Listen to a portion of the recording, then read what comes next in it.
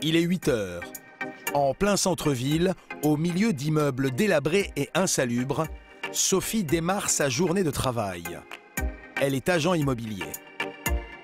Et contre toute attente, à Saint-Denis, elle s'est spécialisée dans les biens d'exception. Loft et maisons de maître. La cité du 9-3 recèle de petits trésors cachés et Sophie en a fait une affaire florissante. Les gens qui quittent Paris, en général, cherchent un espace extérieur. Donc une terrasse ou un jardin ou une belle cour. C'est vrai que ce sont des produits qui sont très recherchés. À Saint-Denis, le prix moyen au mètre carré tourne autour de 2 800 €. C'est 2 à 3 fois moins cher que dans la capitale. Sophie a senti le filon il y a 22 ans quand elle a acheté son grand loft de 200 mètres carrés. Elle y vit avec son mari et ses 2 enfants. Comme elle, ils sont nombreux à traverser le périphérique pour trouver des logements spacieux à moindre coût. Tu restes ici. Non, tu restes là. Je reviens, Hector. Je reviens. Ce matin, elle a rendez-vous dans le centre-ville avec une cliente qui a elle aussi envie de tenter l'aventure. Bonjour. Bonjour. Vous allez bien? Oui. Vous avez fait bonne route depuis Paris? Oui, très bien. Pas trop de bouchons. J'ai réussi à me garer, ça va. Axel est directrice commerciale dans un grand groupe d'électroménagers. À Saint-Denis, cette mère de famille espère trouver la perle rare. C'est vraiment très sympa cette rue pavée, là, comme ça, avec une belle perspective. C'est superbe.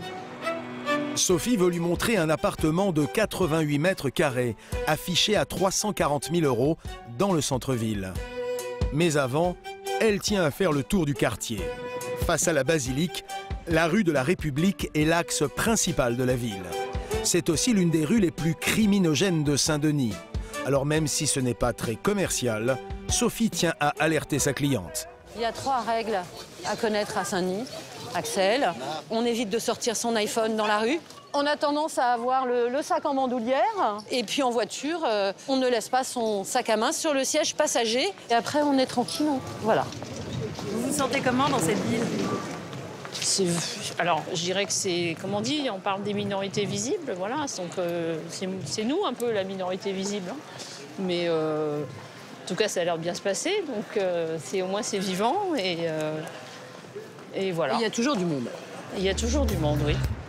L'appartement que Sophie veut faire visiter à Axel se situe au 5e étage de cet immeuble haussmannien. Alors, attention, lumière. Hop. Ah, c'est très lumineux. La première impression est plutôt positive. Sophie sent qu'elle a un coup à jouer. Si elle parvient à vendre cet appartement, elle empochera une commission de plus de 25 000 €. Allez-y, entrez, voilà. Une chambre salle d'eau, donc celle-ci est plein sud.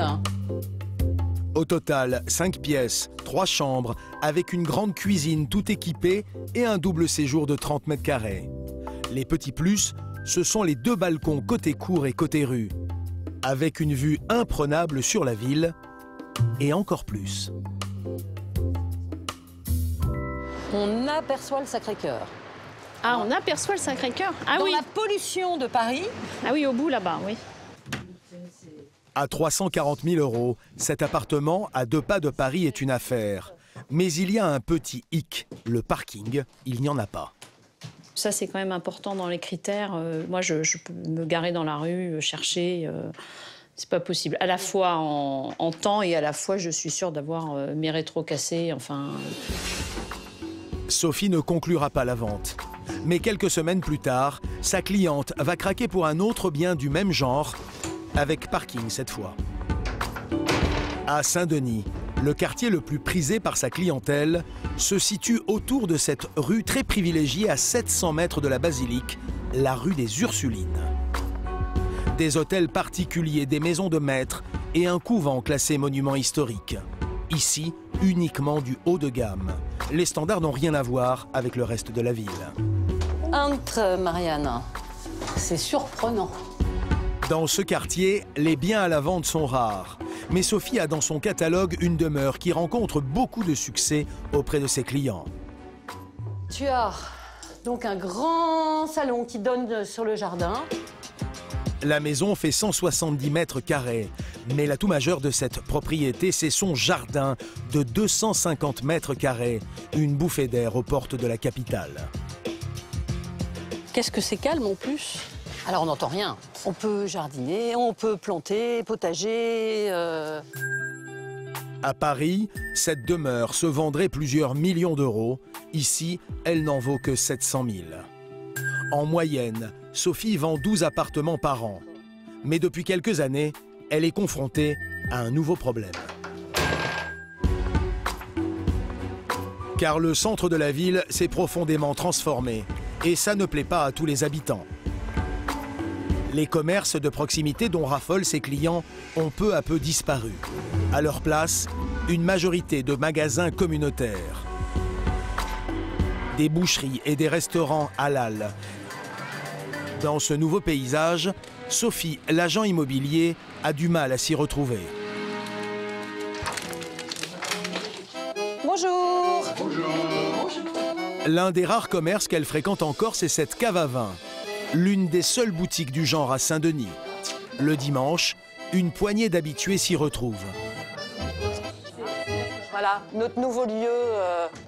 On s'émerveille à Saint-Denis, on a une vinothèque. Florence, la patronne, a ouvert sa boutique il y a seulement quelques mois. Et elle a flairé le bon coup. Sa petite échoppe tranche radicalement avec l'ambiance générale du quartier et elle ne désemplit pas.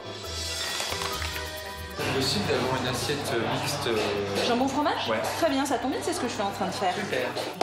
Un petit peu de piment d'Espelette pour épicer la planche. C'est un vin moelleux, un vin blanc moelleux, super bon. Autour d'un verre de vin et d'une rondelle de saucisson, les riverains font connaissance. Et comme toujours, leurs débats tournent autour du même thème. J'entends des gens qui habitent ici depuis 20 ans ou 30 ans et ils disent tous que la ville s'est dégradée. Une ville de 115 000 habitants, je ne crois pas, je ne connais pas un seul fromager dans cette ville. Une ville de 115 000 habitants, je ne connais pas un seul poissonnier dans cette ville. Une ville de 115 000 habitants, je ne connais pas de... Enfin voilà, je pourrais dresser une liste comme ça assez longue, qui dans le quotidien font que la diversité, moi je ne la vois pas. Il faut une véritable mixité. Ici, on ne parle pas de mixité, on parle de métissage. Ce n'est pas tout à fait la même chose, n'est-ce pas? La mixité, c'est un brassage d'individus, de niveaux sociaux, d'origines différentes, etc. Moi, je ne suis pas contre les gens qui viennent d'ailleurs, mais je suis aussi pour un équilibre. Et actuellement, nous ne sommes plus dans l'équilibre. À Saint-Denis, le communautarisme gagne du terrain aux dépens des commerces traditionnels. Et cette transformation de la ville a tendance à semer la discorde parmi les habitants. Bonjour madame. Vous allez bien? Carlos est le dernier boucher traditionnel du centre-ville. Il a repris ce petit commerce il y a 11 ans. Dans ses étals, de la viande de porc, de la charcuterie made in France et des produits 100% terroir. Une fierté pour ce boucher né à Saint-Denis, de parents portugais. Même si les gens des fois disent que c'est pas terrible, mais moi je trouve que c'est une très belle ville là. Et je ferai tout, je me battrai pour mon commerce pour rester le maximum possible. Bah, si je devais revendre, je pense que malheureusement ça finirait une boucherie musulmane, je pense. Je pense que j'attendrai longtemps le Gaulois. Parce que des fois, même à Rungis, des gars en plaisantant me disent « Ah, il y a encore une boucherie française sur Saint-Denis ?» Voilà. Chaque jour, Carlos voit défiler dans sa petite boutique une trentaine de fidèles qui ne peuvent plus se passer de ses services. Combien de kilos? 1,2 kg. 1 kilo d'eau? Maxi. Oui, je le coupe en morceaux. Quelques jeunes récemment installés dans le quartier et beaucoup de retraités, nostalgiques du Saint-Denis d'antan. Pour nous, l'évolution ne va pas dans le bon sens. Hein. On préférait nettement ceux qui existaient auparavant. Ici, il y avait tout. Hein. Ah oui, il y avait le poissonnier, il y avait le charcutier, il y avait le cours des Halles, le primeur en face, le primeur, le fromager, il y avait tout. Ah oui, on avait un petit Paris. Hein. Aujourd'hui, c'est plutôt l'inverse. Difficile de faire ses courses à Saint-Denis en dehors des commerces halal. Alors s'il y a bien un rendez-vous que Sophie ne rate jamais, c'est le marché. Le seul endroit où elle trouve facilement de quoi remplir son frigo, un grand marché de la diversité. Ah, c'est le marché des mondes, le marché de Saint-Denis. On y trouve tout. On y trouve de tout. C'est quand même le plus grand marché d'Île-de-France. Hein. C'est énorme. Sur la centaine de stands, entre les étals d'épices et les vêtements islamiques, Sophie a ses petites habitudes. Voilà, le meilleur pain de Saint-Denis. Un boulanger. Donc je vais prendre un peu de crevettes.